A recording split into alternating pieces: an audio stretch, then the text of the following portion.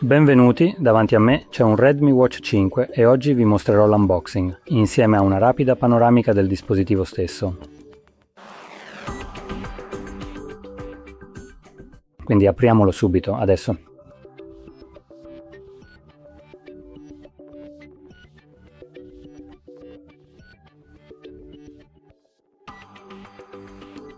Ecco fatto, questo è tutto ciò che si trova nella confezione.